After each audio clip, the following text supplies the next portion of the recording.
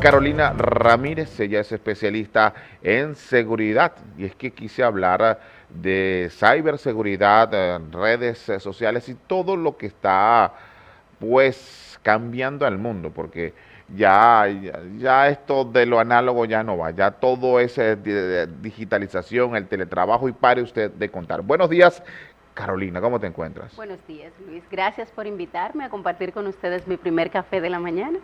Ok, en un primer momento, ¿qué es la ciberseguridad?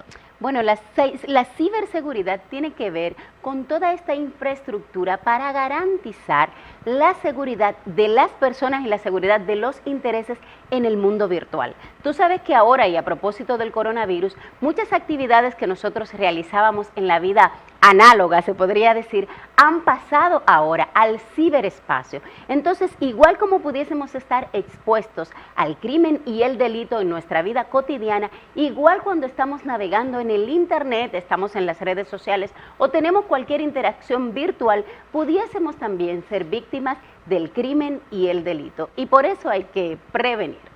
Fíjate, por ejemplo, la República Dominicana, ¿en qué estándar está en cuanto a delitos informáticos y en cuanto a materia?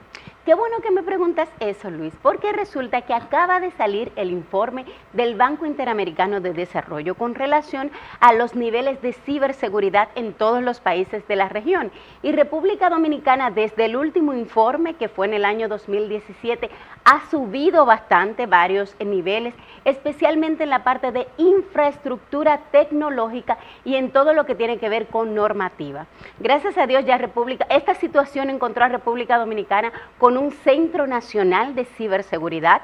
República Dominicana, a diferencia de otros países de la región, ya tiene su Consejo Nacional de Ciberseguridad y tenemos una estrategia nacional de seguridad electrónica. Y bueno, y de hecho tenemos una policía especializada que es la Dirección Central de Delitos de Alta Tecnología y una Procuraduría especializada también en delitos electrónicos. Es decir, República Dominicana tiene toda una infraestructura para poder atender esta situación. Sin embargo, como tú sabes, Luis, en seguridad, ya sea electrónica o incluso física, nunca estamos 100% protegidos. Mira, Carolina, por ejemplo, en la familia, en mi caso, por ejemplo, y yo sé que muchos padres también, nuestros niños tienden a jugar, ok, con su play, con diferentes juegos, ¿no? Por ejemplo, el mío ayer me pidió papi, dame $8, que me voy a comprar unos pavos. Yo siempre le doy mi tarjeta para que compre sus cosas.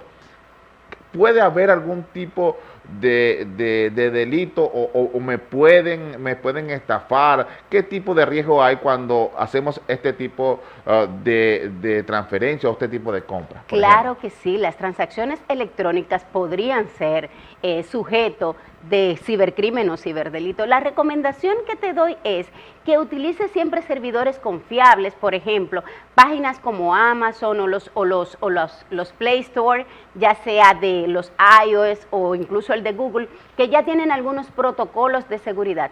Pero yo a modo personal recomendaría que tengas una tarjetita prepago o una tarjeta con muy pocos recursos para que utilices en eso, porque de repente podrías correr el riesgo de que te clonen la tarjeta o que te clonen los datos, sobre todo porque hay muchas páginas que no tienen todos los protocolos de seguridad.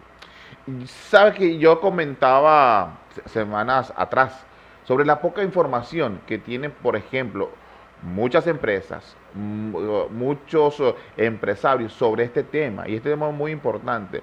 Mira, si yo te digo un número, tú te vas a quedar estupefacta. Yo creo que ni el 2% del empresariado y del motor industrial sabe lo importante que es esta materia. Fíjate, yo les contaba, tú sabes que tú vas a China y tú no puedes abrir Google.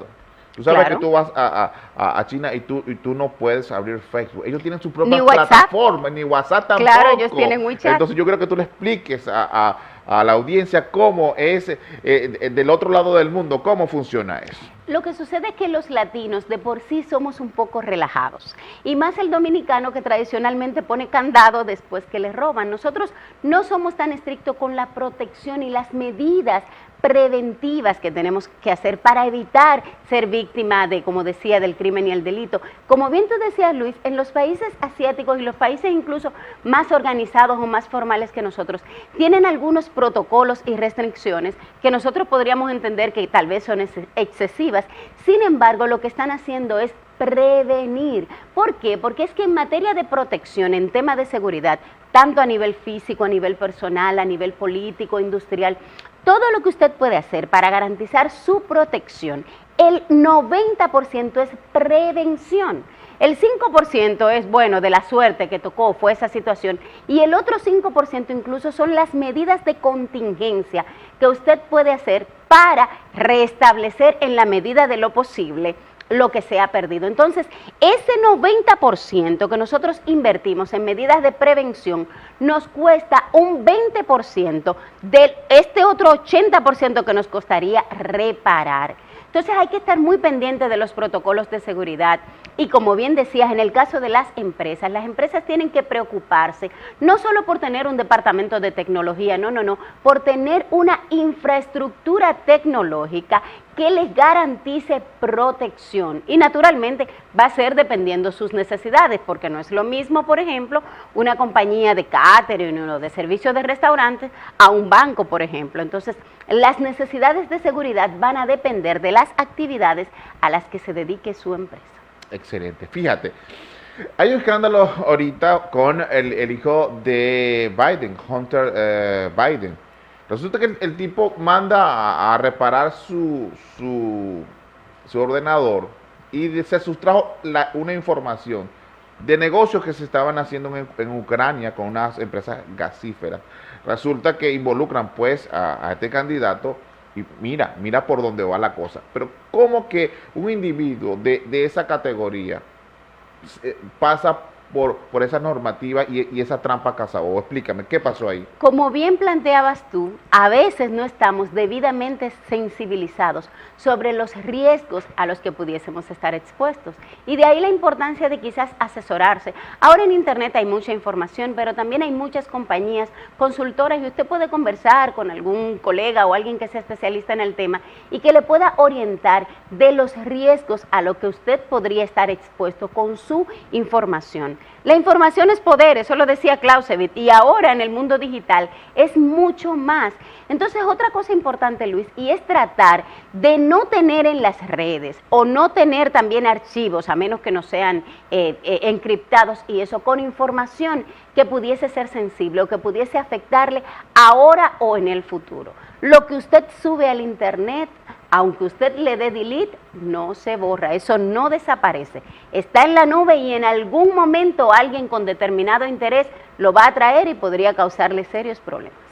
Mira, Carolina, fíjate, vamos, esta mañana, por ejemplo, fíjate, me puse a chequear lo que son las redes del Ministerio de Planificación y Desarrollo. Y yo dije, bueno, como que esta gente agarra esta cuenta para, por ejemplo, tuitear comentarios personales y hacer campañas sobre la diversidad de sexo y todo esto de la campaña LGBT. ¿Cuál es la conceptualización, por ejemplo, en cuanto a redes sociales, que un individuo puede, porque la culpa no es de quien le da la hojilla, la culpa es del mono, de darle cuenta a personas y individualizan este tipo de acciones? ¿Por qué pasa esto?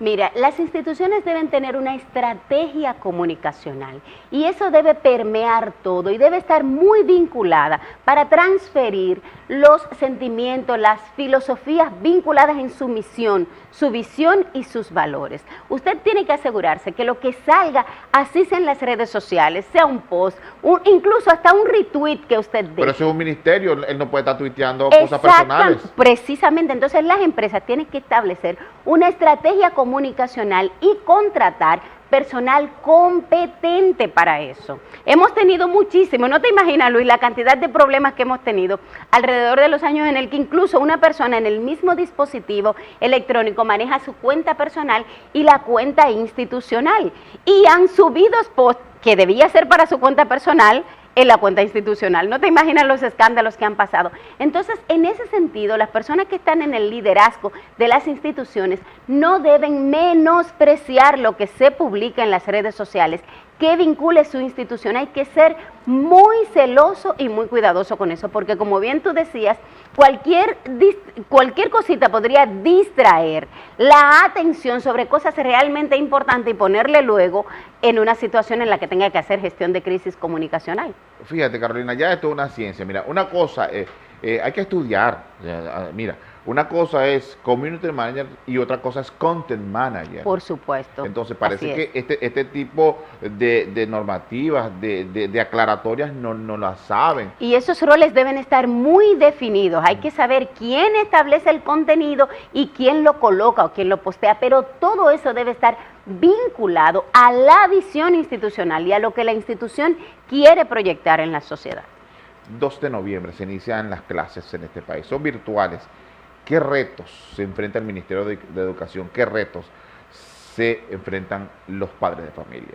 Bueno, yo creo que es un reto para la sociedad dominicana en sentido general, porque aunque nosotros íbamos hacia una virtualización de la educación, realmente no estábamos listos. Y esto, bueno, naturalmente no agarró listo a nadie el tema del coronavirus. Sin embargo, es una situación con la que ya tenemos que vivir. Y como bien tú planteabas, en el caso de este proceso de educación ahora en plataforma virtual, presenta muchísimos desafíos. Primero, estos padres que son cuidadores y proveedores. Antes dejaban al chico en la escuela, pero resulta que ahora tienen que asegurarse de que alguien entonces acompañe a ese niño o a ese adolescente en la casa tomando esas clases virtual, porque los padres ya se están reintegrando a la vida laboral. Entonces ese es un desafío. Otra, los padres no están debidamente entrenados para orientar a sus hijos de cómo tal vez hacer las tareas, pero también los profesores.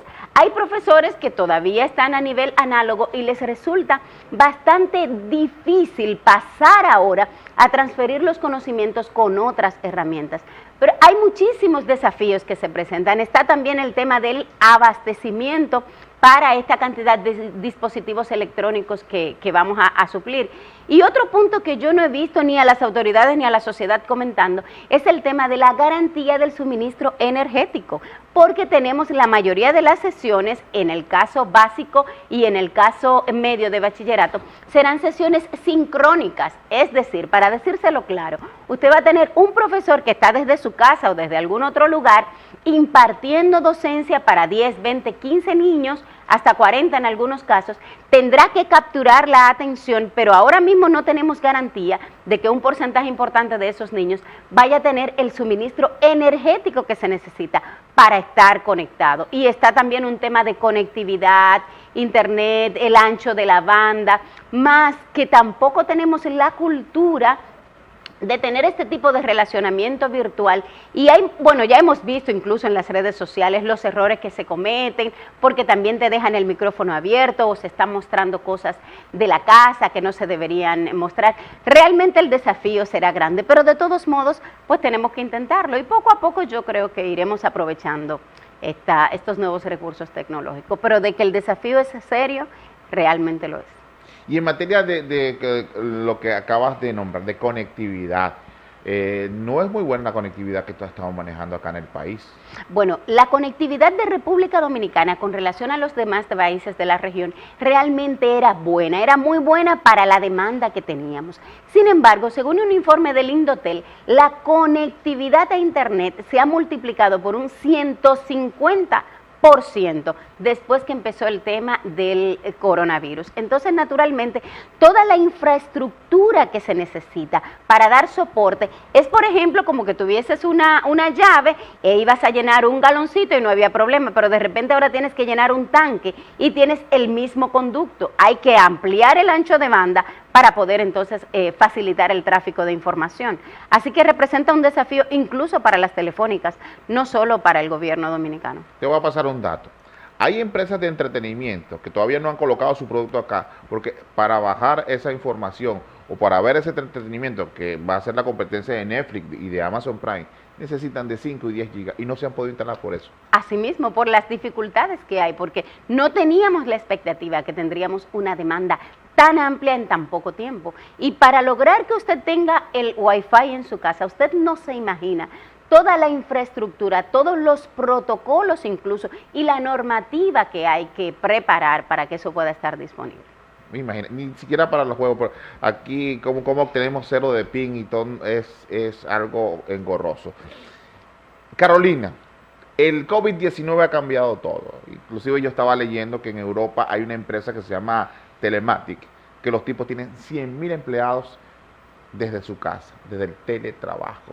Háblame de eso, acá en Latinoamérica. Bueno, República Dominicana de hecho ha tenido que dar un salto cuántico, como se dice, al tema del teletrabajo y durante una gran parte de este tiempo en el que hemos estado en cuarentena, tuvimos que hacer trabajo virtual y a distancia. Ya nos estamos reintegrando, sin embargo, de todos modos, queda mucho componente de teletrabajo y hay algunas medidas básicas que nosotros como usuarios debemos tener y si te parece puedo compartírtelas, Luis. Son Claro. algunas recomendaciones muy puntuales. Cuando usted vaya a tener una reunión, ya sea informal o incluso pudiese ser una conferencia, debe asegurarse de tomar algunas medidas para evitar, primero, fuga de su información, de la información sensible suya, y otra, que usted pudiese estar expuesto incluso a ser víctima del cibercrimen y el delito. Entonces, recomendaciones básicas incluso para poder tener una buena sesión de trabajo. Yo les recomiendo que esté en un lugar, si va a ser una videoconferencia, por decir, que esté lo suficientemente iluminado, que tenga buena acústica, pero en materia de seguridad, lo ideal sería que pudiese tener detrás una pared plana, donde haya la menor información con relación al espacio donde usted está. A veces estamos transmitiendo desde la casa y estamos mostrando detrás informaciones íntimas o informaciones sensibles, pero además tampoco sabemos quién está del otro lado del computador o del otro dispositivo y podríamos estar mostrando cosas que tenemos o lugares de acceso en el que luego las personas del delito pudiesen entonces tener oportunidad de afectarnos. Entonces, esos son algunos protocolos muy básicos de seguridad que deberíamos tener en nuestro quehacer diario. Wow. Y en cuanto a lo que estábamos hablando al inicio, he visto muchos, ¿sabes qué se ha propagado? Ese tipo de delito de robar la información de la tarjeta de crédito y luego consumir y consumir. ¿Por qué somos tan descuidados? O sea, damos la tarjeta de crédito, nos vamos al baño y la recogemos. ¿Qué podemos hacer? A ver, dime. Precisamente eso, porque no tenemos, o sea, realmente a nosotros no nos han creado, a diferencia, por ejemplo, no nos han criado, a diferencia de los europeos y esos países escandinavos o los asiáticos, donde el tema de la prevención es parte de su cultura. Nosotros no prevenimos y vamos dejando a veces con algunos detallitos simples, hacemos como Hansel y Gretel y vamos dejándoles las semillitas para que luego asimismo puedan terminar persiguiéndonos. No dé más información de la necesaria, no comparta información sensible. Cuando usted entrega su tarjeta de crédito, ya sea físicamente o incluso da los datos electrónicos, asegúrese de que estén todas las medidas de seguridad.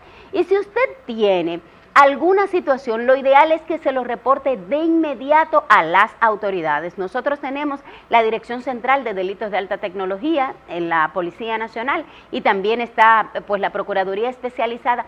Avise, yo sé que el proceso es tedioso y a veces es tortuoso, sin embargo, en la medida en la que nosotros reportamos, evitamos que tanto nosotros u otra persona puedan volver a ser víctima del crimen y el delito. Así que a tener cuidado. Sí, a tener cuidado y mucho cuidado. Por ejemplo, en esto del toque de queda, ¿cómo interviene esta materia? Por ejemplo, porque mucha gente la puede ver extraña, pero un toque de queda que tiene que ver la seguridad, la ciberseguridad. Háblanos un poco de eso, por ejemplo. Bueno, tú sabes que el toque de queda en República Dominicana actualmente tenemos horario de toque de queda y eso se da porque estamos en un estado de excepción de los que contempla la Constitución de la República Dominicana. Hay estados de excepción, en ese caso es un estado de emergencia y esta situación entonces permite la situación legal para que pudiesen ser restringidos algunos derechos constitucionales y uno de ellos es el derecho al libre tránsito, que de hecho es un derecho humano internacionalmente reconocido. La razón por la que el gobierno toma estas medidas es precisamente para evitar la propagación mayor del COVID-19. ¿Por qué? porque normalmente en las noches es que se dan los espacios de esparcimiento, donde nos relajamos, nos quitamos la mascarilla para tomarnos el trago y podríamos quizás entonces llegar a contagiarnos mucho más fácil. Entonces, el gobierno establece mediante decreto el tema del toque de queda y a veces lo tomamos de manera muy alegre y decimos, no importa si me detienen. Bueno, vimos que a principio de esto incluso las personas lo tomaban como challenge. Usted no se imagina las repercusiones legales que podría tener el hecho para su historial delictivo, el hecho de que usted sea detenido en un toque de queda. Luego, cuando usted vaya a aplicar a un empleo o vaya a hacer un proceso migratorio, podría salirle un expediente de desobediencia civil. Entonces, hay que tomar eso muy en consideración, no lo tome a la ligera.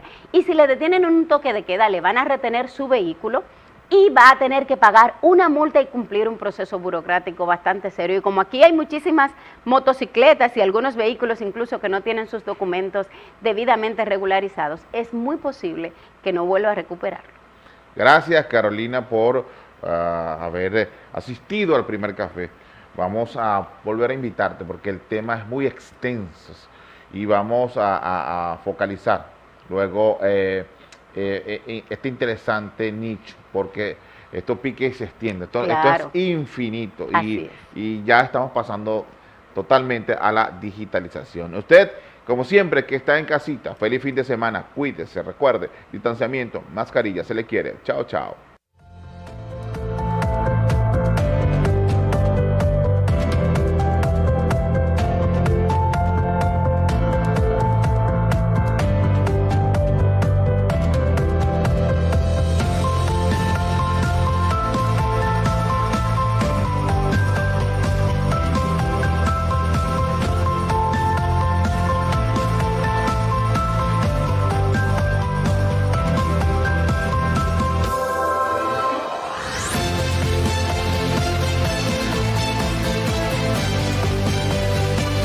Mi TV presentó A Nombre de 13 Prim, Vallas Paul, Hotel Golden House, Paul Móvil, Ediciones CP y Fuakiti, familiar y divertido.